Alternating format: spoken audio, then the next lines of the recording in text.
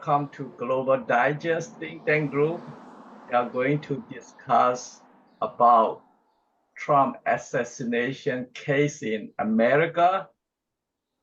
And we have joined by John Mansing, an American himself.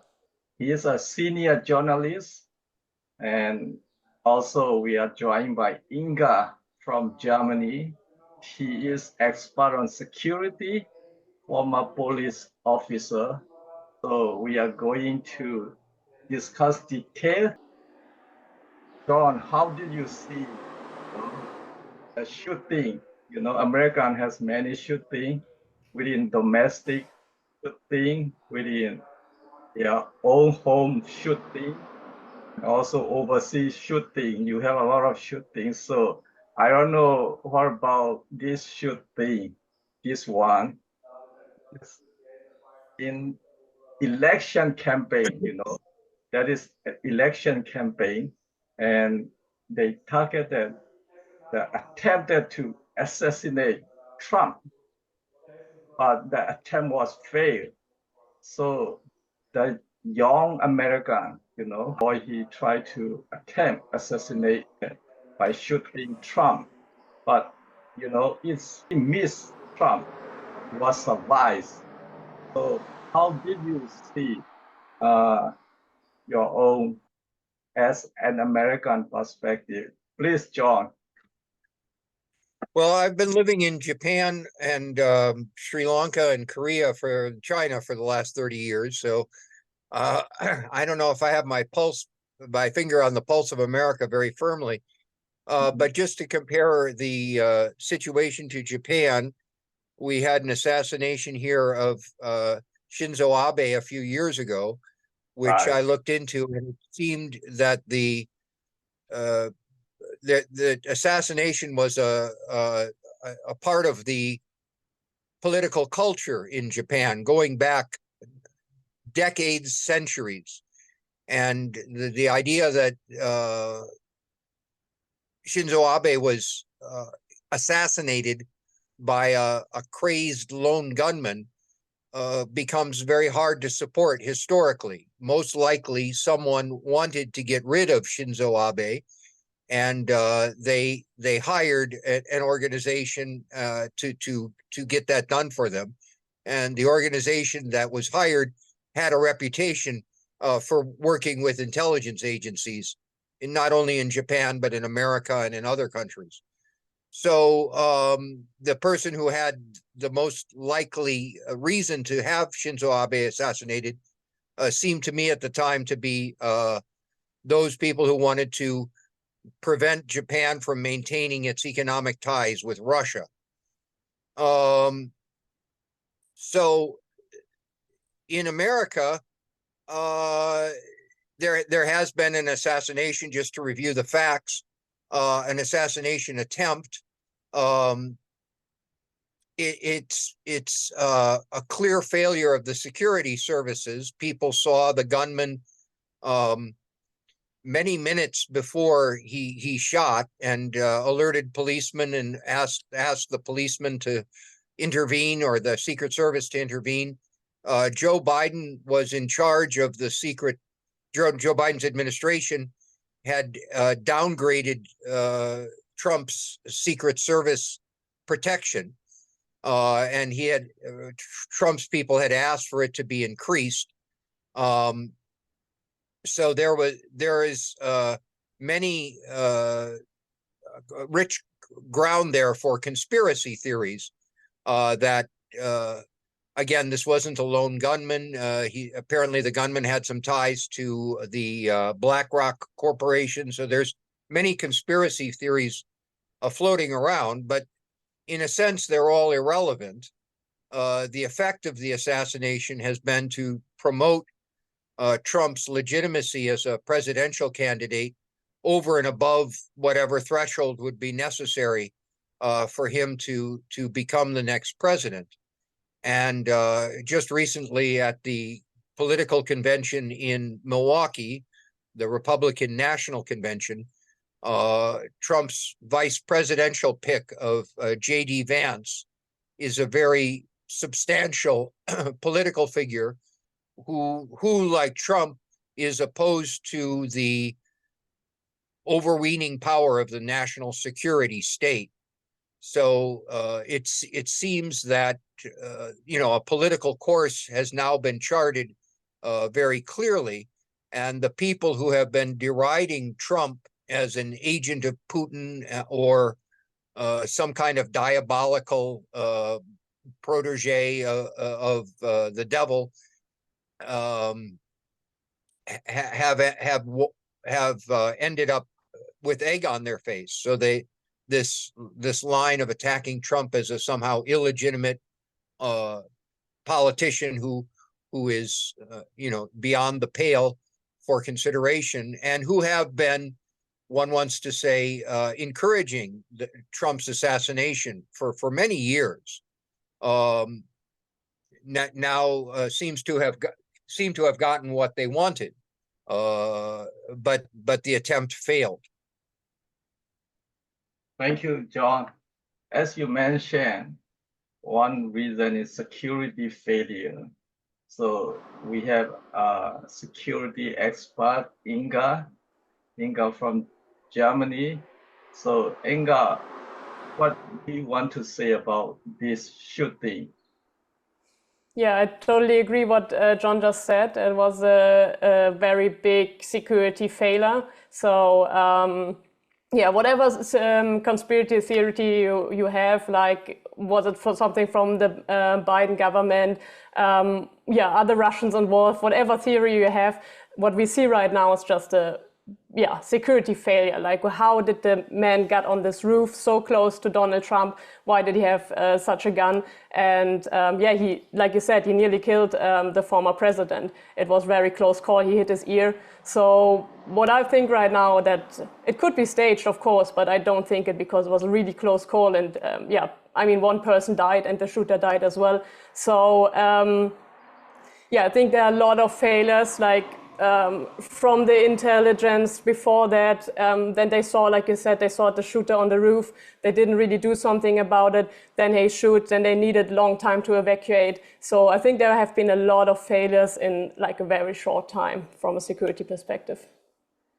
All right. So Inga, as you point out, there are a lot of failure.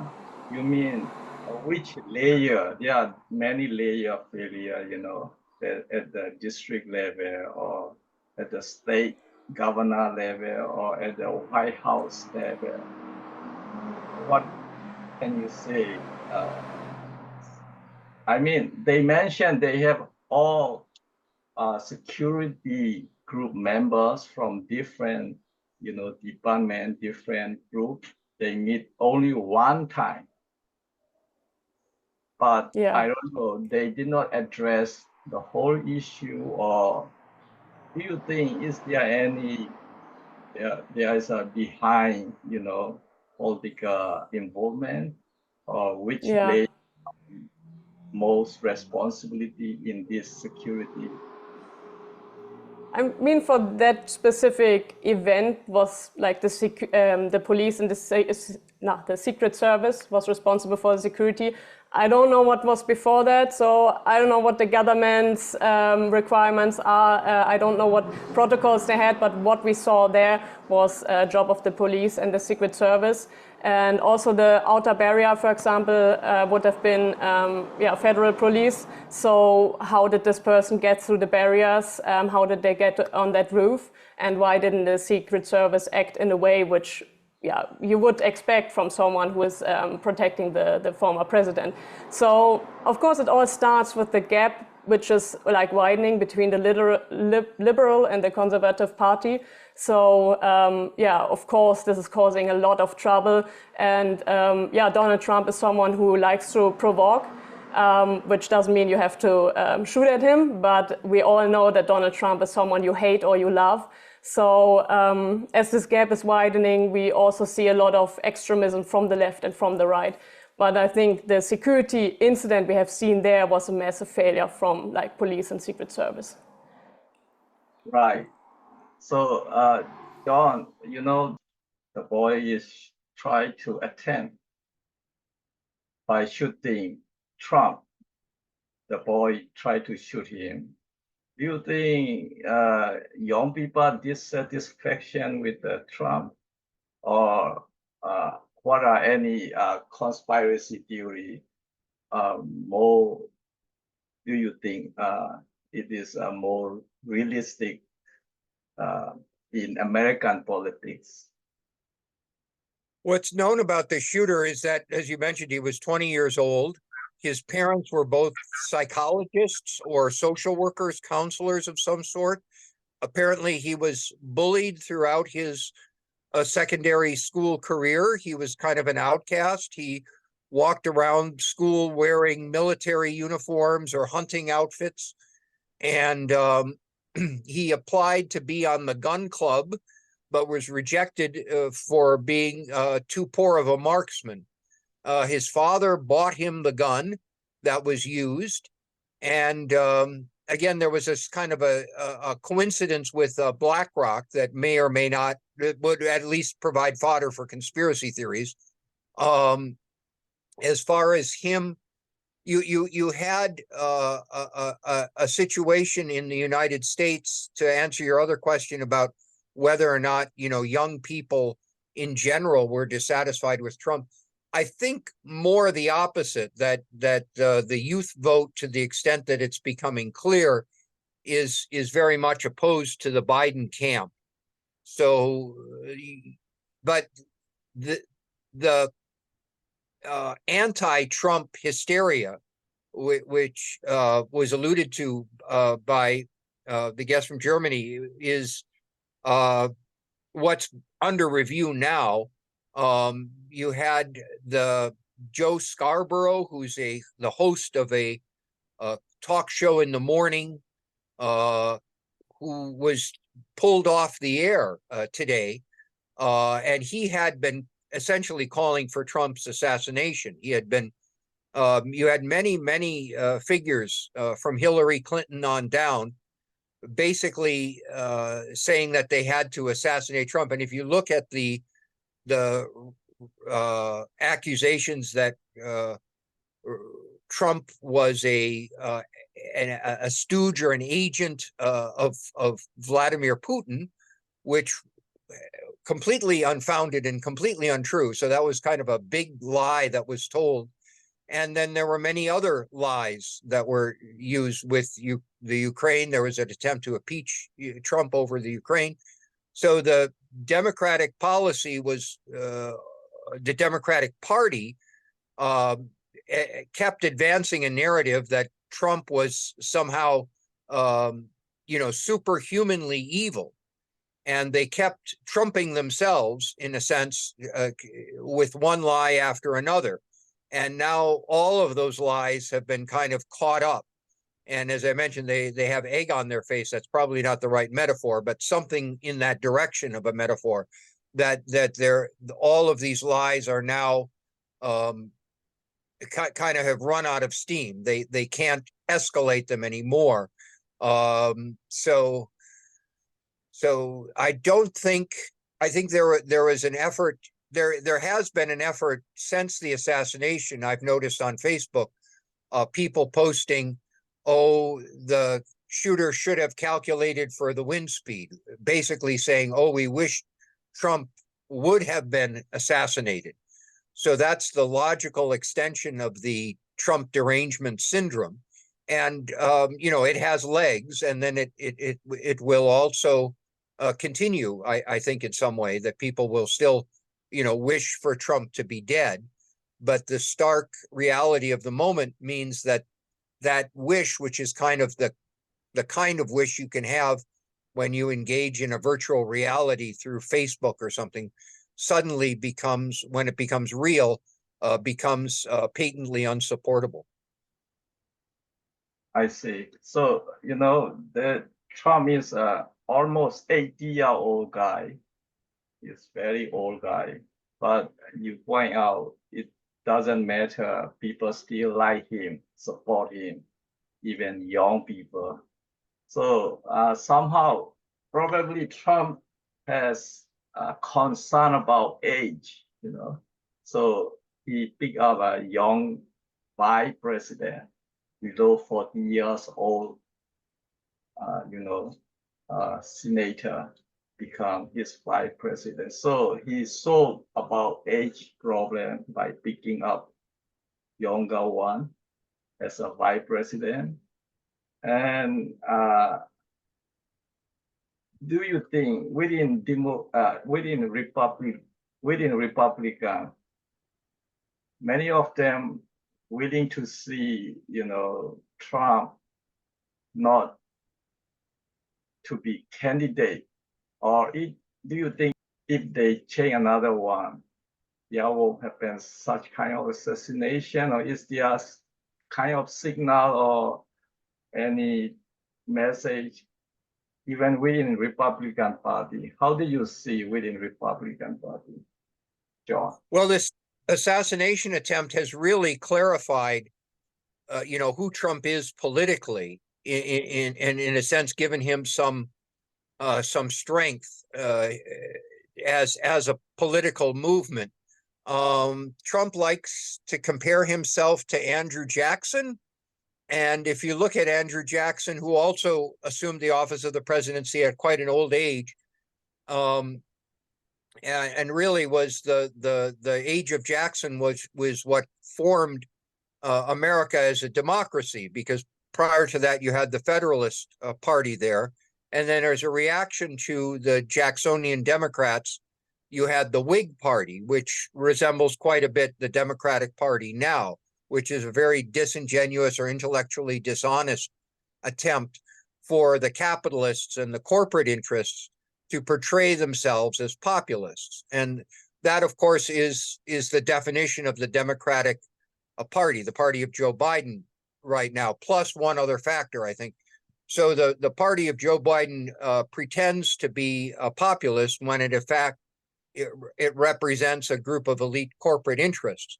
Plus, I would say China.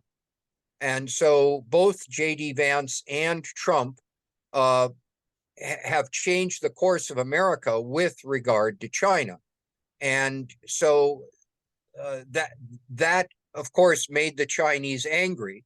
And so the Democratic elite made an alliance with Chinese counterintelligence to defeat Trump and then to promote themselves. But their idea of a greater Chimerica has proved to, not really work out very well for America. And the issue of immigration, which we haven't mentioned, is probably the hottest political issue, not only for America, but also for the UK, for Germany, and for other issues. So, and again, there's an attempt to portray immigration as a populist measure, when it in fact is something that certain elites have an interest in and is anti-populist.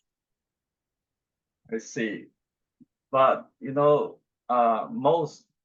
if you see the past, most Democrat, they always kind of expressing they want somebody else, Republican, instead of Trump.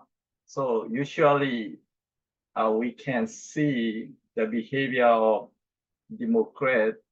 They are willing to support anybody else except from Trump, and they were willing to transfer power to Republican. Some kind of expression we can able to, assume this. I mean, immigration is also always they talk by Trump or with Democrat, but this shooter is a white guy, white boys. So right now they fail to attempt assassination Trump. So anyhow, Trump is on the way to the White House. Isn't it, John? How did you see? That seems to be the consensus at the moment. People are very confident that Trump will assume the presidency. Of course, the Republican National Convention is going on now, and that's usually the mood. during that party's convention. And a week or so later will be the Democratic convention. And whatever case the Democratic Party has for continuing to occupy the office of the presidency will seem more palatable or palpable then. Now, the idea that the Democratic Party represents, I don't know what it was you said, but they seem to represent a kind of, as I mentioned, they represent a close alliance with China, and they represent powerful military industrial complex interests. Trump stands opposed to those, but he doesn't stand opposed to them alone. J.D. Vance, his vice presidential candidate, is also in the same mold. So there were many other candidates for vice president, among them Marco Rubio and Nikki Haley. And those people would have been aligned with the deep state, would have been less distasteful to the Democratic Party, would have been more favored by Chinese interests, and by U.S. sort of deep state interests, for lack of a better moniker for them. So again, this assassination, maybe it clarified Trump's resolve so that he could pick J.D. Vance as his vice president. But to the question of the age of Trump, that now seems to be a bit irrelevant, because the wing of the Democratic Party, or the faction in the Democratic Party, which is represented by Peter Thiel, in addition to J.D. Vance, and of course many others, now is in ascendancy. And the interests of, for example, Dick Cheney's daughter, who was, again, represented this never Trump Republican faction, has now been pushed away from the scene. I see. So, American is one of the issue is there is no gun control, Anybody can pick up a gun and shoot anybody. So, but that American believe it is freedom for American. And one thing I agree, it's freedom because Americans are good enough, mature to control their own gun. That will be okay in that case. But, in many occasions, immature, they can pick up the gun and shooting anybody if they hate somebody.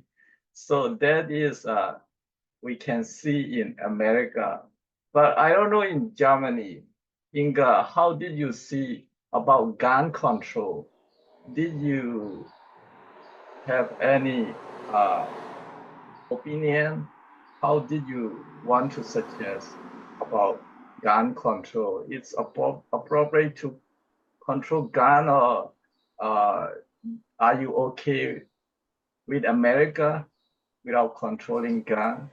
Or what's your opinion, Inga?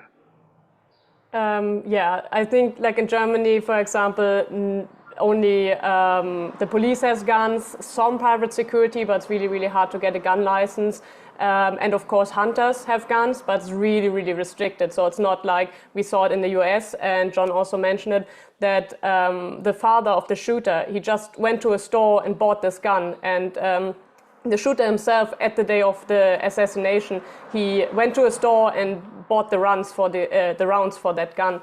So yeah, I'm a little bit, always when I see these shootings in the US, I'm in really, really big disbelief of what guns you can buy in the US, because I get the point of having like a pistol, for example, for self-defense, especially if you see that you can buy like a kitchen knife for free, So I get the point of self-defense, but that rifle that this person owned like legally is a rifle you should not own as a private person, because we see what's happening, and that's not a gun you use for self-defense or so. So I think in the US it's getting really, really out of hand, and for me personally, it has nothing to do with freedom anymore. It's maybe not the best opposite thing, but in Germany we can drive on the highway as fast as we want to and we call it freedom, but it's not, because it's just killing people, you know. And the same thing I say in the USA with the guns, like there are some guns where you should not be able to possess it like privately.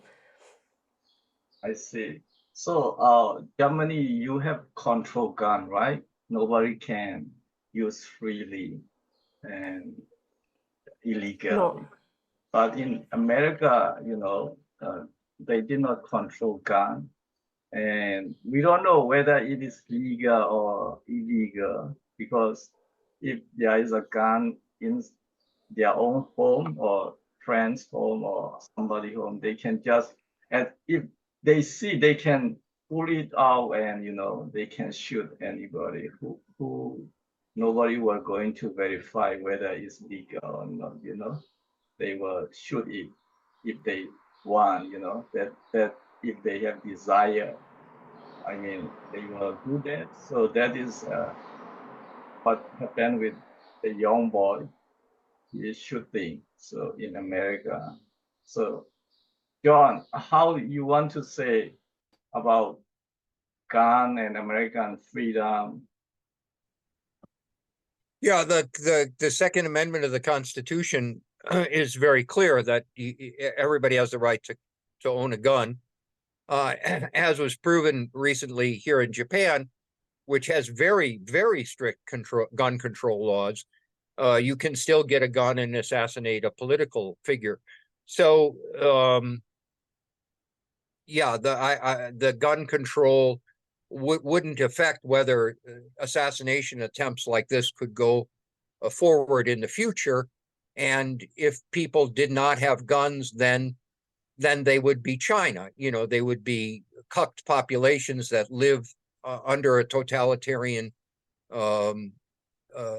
government. So if the people having guns is integral to the idea of freedom, liberty, and individual sovereignty in America, and to take those rights away would only be done because someone wanted a totalitarian control and a more placid population. And the idea that one has a concern for humanity or a concern for human life, and therefore wants to remove people's rights to have guns, it fails all sorts of logical and practical tests. So you want to say in America, without controlling gun, it's better than controlling gun? Can you say there are more better one or more benefit for American people without controlling gun?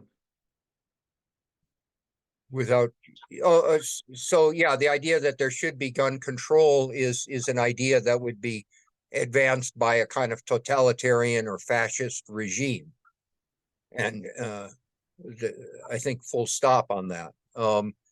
That some types of weapons would need to be regulated is obvious. So whether an individual can own their own tank or something like that,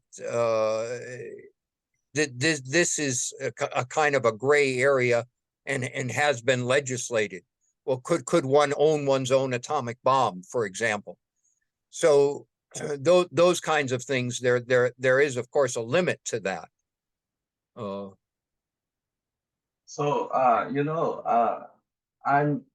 don't see much different in terms of psychologically or liberal perspective in America or Europe. Both are liberal democracy country, supposedly, and in Germany also it's liberal democracy. You are also freedom, and also I mean European and most white American culture should be similarity. So why there is different perspective on gun in Europe compared to America, Inga? Why? I mean, Europeans are controlling gun, even though it's similar culture and liberal culture. So Can you? Yeah, definitely. I think that's the only real difference I see in the culture of Americans and Europeans, because, like you're saying, we are quite similar to each other, but that's really something. I know in Europe, guns are like considered as dangerous, and yeah, only authorities should have them to fight criminals who also have them. But like guns is nothing for normal people. I don't know why that is. Probably has something to do with. Maybe the wars that we fought in Europe. I mean, we had a lot of, yeah, especially Germany, we didn't make good in world wars. So I think that's definitely a thing why in Germany there are very strict gun laws. Yeah, but also in other countries in Europe. There are also countries which are much more strict on gun laws than in Germany. There are countries where not even the police owns guns, or only a few police officers. So I think Germany is kind of in the middle in Europe, what yeah, is based on gun laws. But the only explanation I have for that is all the wars that we fought and all the wars that we lost, why guns are taken from us. And yeah, like John said, in American, it's just like, yeah, it's just freedom, you know, weapons are freedom there, that you can buy whatever you want. You can buy the car that you want, the house that you want, the weapon that you want. So yeah, maybe also a lot of has to do with capitalism, that you can buy literally what you want, and there are, yeah, maybe just limits on tanks and atomic bombs, but everything else is free there. And maybe we, with our history, are a little bit more limited in this perspective. What about French or UK? They also control gun in Yes, other. definitely. So Yeah, like most European countries they control the gun. yes. Also in UK, there are police officers which don't have guns. Like in Germany, every police officer has a gun. In UK, only a few selected police officers have guns. You also see it in Scandinavian countries. Only a few police officers have guns. And some countries, no police officer has guns. They have their own like special force. Only they have guns. In France, they are armed. So I think France and Germany have more or less the same gun laws, but yeah, especially UK, Netherlands, and Scandinavian countries are even more strict on guns than Germany is or France is. Let's see. So in terms of psychologically, that the boy, 20-year-old boy, he has psychologically issue. So in European population and especially young people, how about the political view or social political point of view? They have psychologically any issue or extremism or extreme political or any who want to violence and shooting those things compared to America. In case of America, that boy was uh, related to psychologically affected, but majority is American able to self-control. But in Europe, I don't know, they can able to self-control by majority of the population. How did you see, Inga? I feel like in Europe, or what we see in the US, is a little bit delayed in Europe. So we also see this big gap between left and right. We see a lot of people using social media too much or misusing it for things they should not see. So for porn or for selling things which you should not sell, for maybe drug use, for some challenges which are very, very dangerous, just to film it and just to get attention. So I think everything which you see, like extensive social media use, all of the conspiracy theories, I think most of them come somehow from social media. Someone said something, you believe it. We don't really fact check anymore, I feel like. I mean, I do, obviously, but I feel like a lot of people just take what they see on social media, post it, and don't really fact check what's going on. So, yeah, I think what we see in the US is just delayed in Germany. We also have a huge rise in knife attacks. We have a huge rise in shootings, like 1 or 2 days ago, there was a shooting in southern Germany. So it's not just an American thing we see there, we also see it in Europe. And yeah, we see the divide and that people are drifting apart, people are getting more and more lonely. We saw it while Corona, that a lot of people get lonely. Inga, you pointed out in Europe, there was a kind of more sensitive or easy to vulnerable by young people and most European population. They are not able to self-control.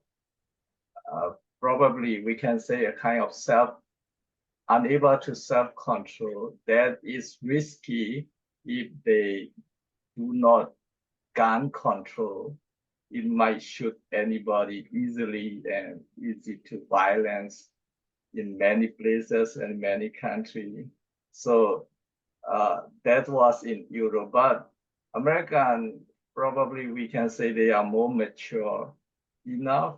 They can able to control. In spite of that, occasionally, there is a shooting unable to control by young people. I think some people didn't make it like back to society and struggling a lot of with mental illnesses because, for example, they lost their job while Corona. They spent a lot of time on internet. They spent a lot of time alone.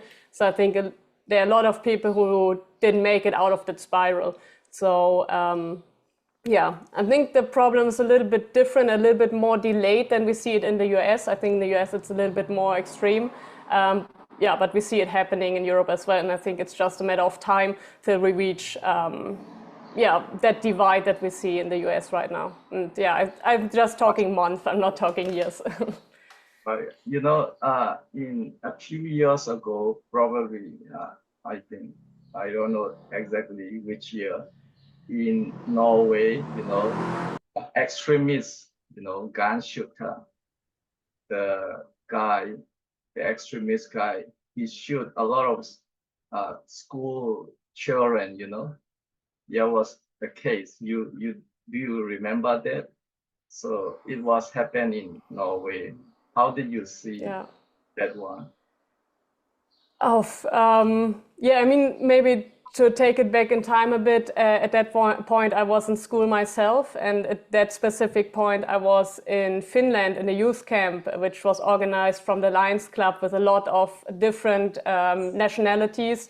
So of course that event hit me a little bit different because I was kind of in the same situation. We had a camp in the forest with people from everywhere, from Japan, from Europe, from Africa, from basically everywhere. And that exact same situation was in Norway as well, where the shooter approached this island and shot around and killed a lot of people who have been my age and who have been in the same situation. So when I think about it, still gives me chills. And when we look at that person, if you look at interviews or even movies and documentaries over that person, and I think it was more one of the first lone wolves. I think that's how we call them now. One was one of the first person who wrote a giant book about his worldview, and he was very strategic. So at first we had this bomb in the capital, so that the main focus was on that bomb, that all the emergency and all of the police was there. And then he went to this island to shoot the people, and he knew exactly what he was doing, because to approach this island you need a boat, and there was no police on this island. So that's why he had a lot of time and could kill a lot of people. And I think that mindset that he has, he was not some strange person who just was very emotional and that's why shot people. He planned that over a month and even wrote a book about it, and didn't regret anything of what he did. He knew exactly what he did, and it still gives me chills to think about it. He was a kind of nationalist, right? He was Norwegian nationalist, and surprisingly, Yes. he killed all Norwegian kids, a lot of school children. Yes. So his extremism is something, how can you say, so extremist, and what he exactly want, I don't know. why he killed his own Norwegian children, innocent children, what he I, want. yeah, I think it was just his worldview that these people deserve to die because they don't align with what he is thinking. So, like you're saying, he was on the very, very right end of the political spectrum. So, he was extremist from the right, and he says, no, Norway belongs to Norwegian people, and we don't want foreigners, and everyone who wants foreigners deserves to die, kind of. It's a little bit more complex like that. But I think that's why he was also so unemotional when he killed these people, because he thought they just deserve to die because they don't align with what I'm thinking. And that makes it so pathetic and so hard to believe. See, it's a complicated, those extremist thinking, their thinking is Yes, beyond ordinary people, beyond common people, the way they are thinking. I mean, because of he doesn't want something else, then he just kill innocent people. uh, that is part of extremist, or can you say it's a kind of terrorist? definitely, definitely. Yeah, that was kind of a right-wing terroristic attack. So, yeah. What about the one in America, the boys, 20-year-old boys? Can you say he is a terrorist? Isn't he too young?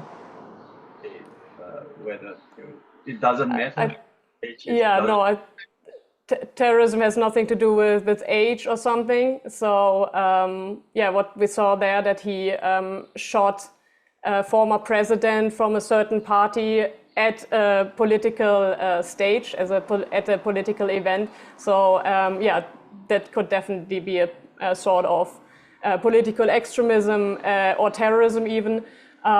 Yeah, but we don't know at this stage right now because, yeah, we can't ask him, so they need to ask other people, they need to ask witnesses. So, of course, it can also be like a very extreme fan, for example, because he voted the Democrats in the past. So we don't know yet, but I think what I've heard so far that they are definitely investigating a terroristic attack. So if you say that voice is terrorist, and probably he is good enough, mature enough, over 18-year-old, 19-year-old, so he is adult, in terms of legally adult. So what about if the boys are 10-year-old or 12 years old? Will they be also terrorists, or their parents are responsible for the boys' action if they are 10 or 12 years younger one? That's a very difficult question, actually, because I feel like that the legal system doesn't really have an answer for that right now. I mean, we see it abroad a lot. We see it a lot in African countries or some Asian countries, that they use especially children as soldiers, as terrorists, because they are children. Yeah, we also see it in Europe that the criminals get younger and younger and younger. So we saw rapes or knife attacks from children who have been like 10, 12 years old. So, and I feel like the justice system didn't really find a solution for that, because they're not old enough to be a criminal, but yeah, they killed someone with a knife. So they should be charged with something or put into a mental hospital or something, because yeah, you can't kill someone, but you can also not put them in prison because they're children. So I feel like the justice system didn't really find a solution for that problem, and we see that this problem is getting worse and worse. Right, because children 10, 12-year old, they are able to pull the gun and they can able to shoot. Even some of Yeah. them, even they better shooting than adults. So it's very difficult to uh, to decide whether to put in the jail or how to handle those kids. But they are very good shooting, many of them nowadays. Compared to several decades. Now the kids are not like that anymore. So you said there is a loophole of judicial system, right? How to handle those. Yes, yeah. Because I feel like, I don't know if that was not a case in the past, but yeah, right now we see these attacks which maybe have not been an issue before. Yeah, that like 12-year-old children stab each other. So if it was not a problem in the past, we now need to think about what to do with these children, or maybe think about yeah, how the brain develops nowadays, or yeah, we need to find a solution for that. I don't know if there could be children's prisons or at least children mental hospitals or some sort of yeah, because you need to get a hold of these children, because you cannot just say you stab someone but you're a child, so yeah, you can run around freely. That's not, in my worldview, that's not happening. Right. I don't know in Germany and Europe. I think most Germany and Europe, you have signed the treaty CRC, Convention on the Right of Child. Most European countries they sign, right? Germany may Okay. also sign CRC, human rights. Yes, yes, definitely, yeah. Yeah, In Europe, most countries they sign, if I'm not wrong. But yeah. American, they did not sign, Convention on the Right of Child. So whenever international legal point of view, it's difficult to question or ask American violation of child rights or something else, because they did not sign that convention. So in international law perspective, and most Asian country also sign, I think African country, but some did not sign. So that is legal loophole. And we talk about child and guns. And Yeah, so John, if I can yes, return the conversation for a moment to the yes, political implications of the assassination attempt. You mentioned the concept of liberal democracy, which certainly under the administration of Joe Biden, I think the assassination attempt also has to be viewed within the frame of the recent debate between Donald Trump and Joe Biden, where the idea that Joe Biden was a senile old man who had nothing to do with the running of the country was made clear to all observers. So the fiction that there had been a president uh, was on display for all to see. Uh, the dean of the journalism school that I went to, George Reedy, who had been President Johnson's press secretary, wrote a book called The Twilight of the Presidency back in the 60s, where he predicted that the deep state, again, for lack of a better word, would eclipse the power of the presidency. And we saw that happen very clearly under Clinton and his successors. So what this represents is a return of the idea that there is a dynamic individual controlling the White House and controlling government affairs. So what is a corollary to that? The idea that there is a virtue in liberal democracy, I think has to die. So whatever liberal democracy was, it was just a fig leaf or a cover for a corporatist cabal that was running things in the interest of a selected elite. So I know with regard to Burma, you aspire to liberal democracy, but that might not be the best terminology to use, because in Burma you have a factionalized set of interests who need to become unified in some national way, or they need to be ethnocided by China the way the Tibetans and the Uyghurs are. So if there is going to be a national cohesion, at the same time, the world is becoming more interdependent. So this idea of national identity seems to be an artifact. So Inga's thoughts on this would be very interesting. It seems we had the G7 here last year, and Olaf Scholz visited. He seems, I've talked to other Germans, to be a very weak prime minister, very weak figure, and so it would be interesting to hear her thoughts. I mean, do you have a belief, the idea that there's a faction that will give a clear personality to American foreign policy? I mean, it has many corollaries. One is that the adventure in the Ukraine would end. That the warmongering in the Middle East, the fall of Libya, and the other countries there, the Syria, we could go into all of those, that all of that American behavior was very misguided. This is what Trump and this is what the J.D. Vance represent. They represent a severe revision of American policy. And so anyway, if you have any thoughts on this, Inga, it would be interesting to hear them. Yes, Yeah, Inga.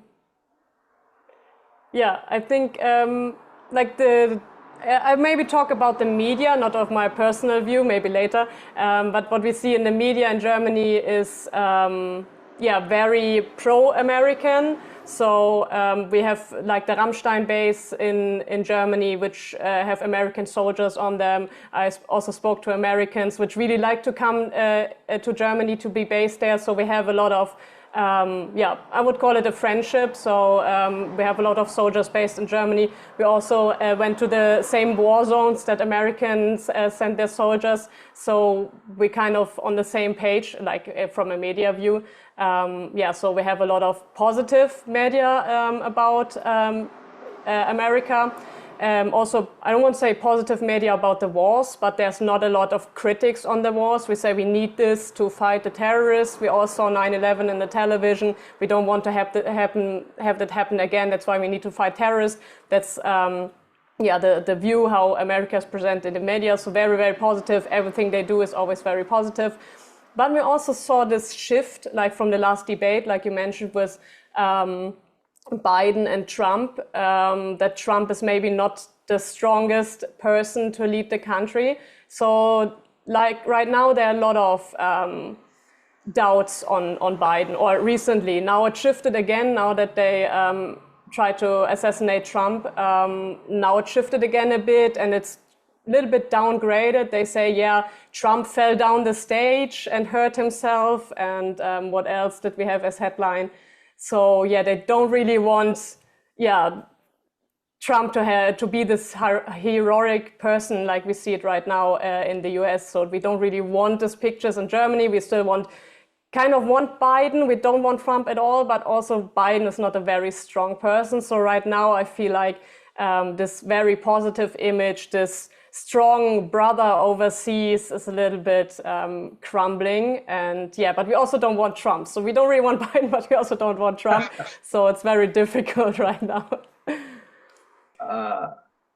You know, Burma is not at all yet democracy, John. You know, even though I personally want liberal democracy, but Burma not yet able to step on to democracy, even electoral democracy, just even election are not able to conduct, you know. So Burma never consolidated democracy. Maybe you remember we've been talking many times in the past 2-3 years. So that was Burma's situation. And personally, I want liberal democracy. But as you point out, it's a long way to go because many side effects from China, from other ASEAN country members. So it's a long way to go. Yeah, still, you know, it's invisible yet any signal or any, you know, image. We cannot able to see the image clearly yet. Yes, John. But to go back to Germany for a moment, what I noticed we have a international, we had an international film festival here, and I met a number of people from Europe. And it did seem to me that, like in America, the sort of aspirant upper middle class identified themselves with Hillary Clinton and then bought into the whole anti-Trump derangement syndrome, they call it. So that hating Trump became a class marker. What I notice of people, and I would be interested in the cross-section from German public opinion, that if you're an aspiring middle class person, that is, if you want to have this kind of middle to upper class lifestyle or cultural affect, then you hate Trump, and you have to hate Trump, or you'll be excluded from that class. But the lower class people, or the people who don't have those class aspirations, are free to recognize Trump as a genuine political force, and again, it's not Trump per se as an individual now, but more a rejection of that American militarism, that lie about terrorism that you mentioned, and that idea of America as, I don't know, it's a little bit complicated to define, but a close business partner with China might be the easiest way to define it succinctly. So I don't know. I heard in Germany that there was it in Germany that there was a song that was going around where people had redone the lyrics sort of to be anti-immigration to some old, and those people were put in jail for it. Yes. As so that this. So anyway, yeah, please, your thoughts. Yes, Inga, why don't you? Yeah, no, I totally can underline what you just said. Yeah, that's what I meant, that like kind of hating Trump was on vogue. Then you show that you're intellectual and elite. That's definitely what you said. And I feel like right now, after the last debate, we saw it shifting a bit, that we saw Biden on television, obviously not a strong leader by what he said, by how he was. We saw the last interviews where he mistaked Zelensky with Putin. So it's not a good look on Biden at all. And yeah, you can't hide it anymore. So I feel like there's a shift. We still hate Trump, but we don't want Biden, so we don't really know what to say right now. And we all saw the pictures. You can't hide these pictures of Trump. You can't hide that Trump, after 2 days, is on the stage again doing politics. And you also can't hide that that Biden canceled the last meeting with the Chancellor of Germany because he wanted to go to bed instead of talking to him. So that's all things that you can't hide and that people see. And so I think there are a lot of opinions going around, but there's not like this one opinion like we had like you said, with Hillary Clinton, like we love Clinton, we hate Trump. We don't really have that anymore. And you had one other question. Sorry, I forgot that, about Germany. Well, it was about this, I don't know what to call it, but or this movement against immigration, I guess, which was reflected in this pop song thing. Yes. And that goes to, in America, we use the term the boomers to refer to the older generation. Yes. And then the Zoomers, I guess, is this younger generation. So what is their political identity? To the degree that it can be rendered without graphics. I think we would call them millennials, I think, because they are kind of my age, maybe a little bit older, who we have seen chanting the song. And yeah, it was a normal party song, I would say. And for some reason, then now, where they said racist things. And I found it very shocking that you have a big party with like 100 people suddenly screaming racist things, or even like singing racist things. I think that was very shocking to me, but I think the overreaction was even more shocking. So it kind of makes the point these people wanted to make, that they say, hey, if you're a legal immigrant, you can do whatever you want, and if you're a German person, you go straight to jail for basically everything. And sadly, this incident, even though it's not correct to do this stuff at all, of course not, but it kind of proved the point that they were making, that yeah, if you're German, you go to jail for tax fraud and yeah, for racist things where you should be charged for sure, but maybe you should not be longer in jail than someone who stabbed someone or raped someone. And yeah, that's what we see right now a lot in the media, that we kind of compare the charges that people have. So a person who raped someone gets charged a certain thing, and the person who got tax fraud is charged a certain thing. And of course we compare that. And then we ask, like, why does a person who is running a business and forgot his taxes, which is not okay, of course, but why is he longer in jail than someone who raped someone? And yeah, I think that's the things which we try to solve politically, but also it's a big social media thing. And yeah, it's dividing. Like, yeah, the elites always try to be very leftist and liberal, but as we saw in these videos, yeah, there's a lot of right thinking going on, like we saw at this party. So I don't really know what is real and what is just you have to say because you have to say it. Like, do you have to, like, are they actually on the left side, or are they just saying it to match a picture? And if they're on their parties, then they're chanting racist things. So yeah, So I Inga, think it's very yeah. current Germany government is a right wing or left? Right now we have Social Democratic Party, who is the chancellor, so more left wing. But we see a very high rise of not only the right wing party, but we have a new leftist party which also got a lot of votes in their first time. I mean, they founded and they got into parliament straight away. So we see a lot of extreme parties which are popping up on the left-hand side, on the right-hand side. But right now we have Social Democrats Party, which is in charge, but I'm not sure if they will make it again because they right now don't have a really good stand.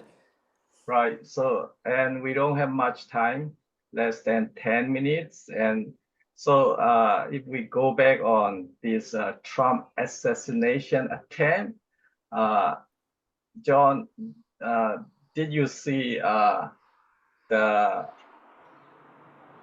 coming election in US is it is an advantage for Trump to easily go into the White House, or well, Democrat supporter will easily let them in Trump to the White House?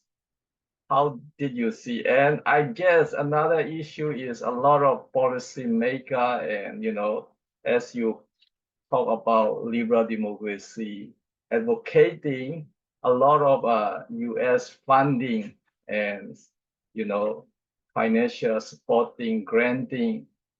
They are not used to liberal democracy improvement, advocating at all. And now the extremists are rising. The extremists are rising because the misuse of the fund and the mismanagement. Only the fund is used for individual or those authority who are in charge, making their own benefit, not really used for the whole American and the whole world democracy improvement. They did not make any significant increasing, backsliding democracy nowadays, including National Endowment for Democracy grants or US aid or many aid from US, but it was never affected. So, well, this time Trump, if he can go in the White House easily, well, he changed a lot of those policies to improve liberal democracy really within America and overseas. Because we foreigner cannot comment what's opinion about Democratic supporter and Republican supporter. So you, as American, you better know that how their desire, their action in the coming election. if you study the history of America, I've just been reading The Age of Jackson by Schlesinger. Um, democracy is always a very tenuous project. It always seems like it's about ready to die. It certainly has seemed that it's about ready to die under Jimmy Carter, under Bill Clinton, under Obama, and certainly under Biden. So this idea that and Bush and Reagan as well. So this really represents a return to democracy, Trump and Vance's ascendance, and shows that democracy is still a viable proposition in America. Whether it will be able to survive the desire of China to destroy America is an open question. I think, yeah, America needs to have good relations with Russia. That's been a long festering store. And the hatred towards Russia that became a kind of justification for hating Trump and spread to Europe, or that needs to stop. But if this Trump Vance revolution continues, you would expect to see a clarifying of American foreign policy and of American national interest, and you would see the veil lifted.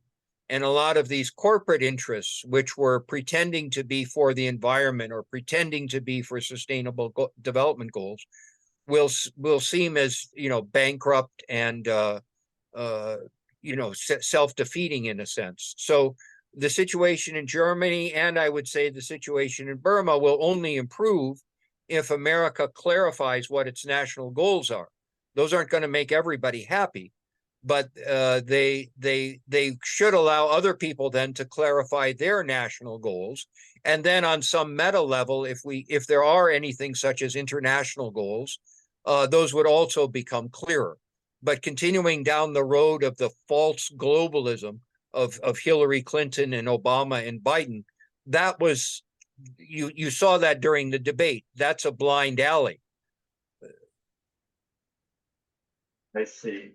So it's a little bit, hopefully Trump might improve advocating and improving democracy within America as well as in overseas. Hopefully, I guess if he change a lot of those traditional way of advocating democracy. Actually, they are not advocating liberal democracy at all inside US or outside US, because a lot of misuse the fund and the grant, and even they don't want to pay humanitarian aid to many, on crisis, many places, many of fund are misused. So if Trump do this correct direction, he might be the right person, and the people should vote him, American people should vote him to easily enter to the White House. All democratic mistake and all other policy mistake, if Trump improve, if he willing to, if we decided to change all these things and to bring again liberal democracy within America, also outside America, I think Trump will be appropriate to enter White House. So anything, Inga, you want to say? We don't have much time. Yeah, thank you very much. It was a very interesting discussion, like 3 continents altogether. It was very good to talk to you. And yeah, I think we need to wait for what the future brings. I mean, Trump was in the White House before, so he showed that it's possible. And yeah, right now, after the pictures that we saw, I think, yeah, he's definitely in the game. And yeah, maybe, I don't know what the Democrats will think about, if they still yeah, put Biden in it, or they talked about Michelle Obama. So we will see what they come up with. But, my bet is that it's going to be Gavin Newsom, because Xi Jinping in October of last year flew out from China to meet him in person. in California. So I think the Chinese interest behind the Biden administration have been one of the strongest. And China does not want Trump to be in office. And Gavin Newsom is their friend. So China is going to promote Gavin Newsom. Hopefully, we wish Trump to get in the White House for his suffering at the attempt shooting. I guess at least he got bleeding from his ear, right? We want him a good luck to be next president in America. Thank you very much today, Inga from Germany, John Mansing, America, for our discussion today. Thank you very much. Have a good night. Thank you, you too. Thank you.